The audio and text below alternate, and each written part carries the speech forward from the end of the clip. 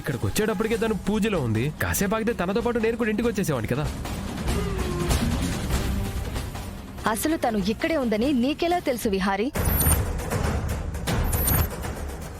నువ్వెందుకు ఇక్కడికి వచ్చా?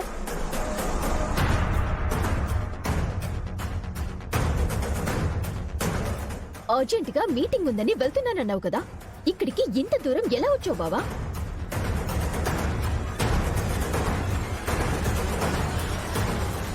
లేక అదే నిన్ను మాయ చేసి ఇక్కడికి తీసుకొచ్చిందా?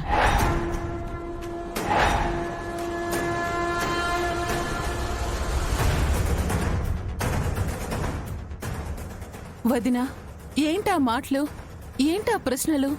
ఏమాత్రం పొంతం లేని సమాధానాలు, అర్థం కాని మాటలు వింటే ఇలాగే అనుమానాలొస్తాయి.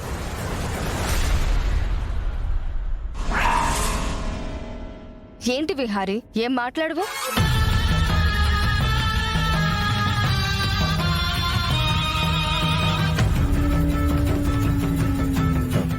అత్తయ్య, లక్ష్మి ఇక్కడ ఉందని నా ఫ్రెండ్ సత్య చూసి చెప్తేనే నేను ఇక్కడికి వచ్చాను.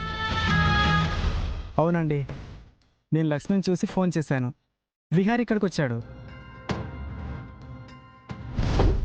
అరే సత్య, అర్జెంటుగా నువ్వు సరే నువ్వు త్వరగా వచ్చారా.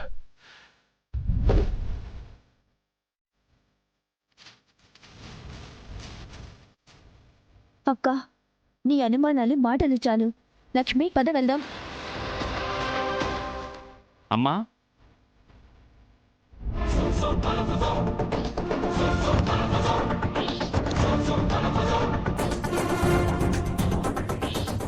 అంత పెద్ద పూజ చేసి స్వామివారి ప్రసాదం తీసుకోకుండా వెళ్తున్నారేంటమ్మా? తీసుకోండి.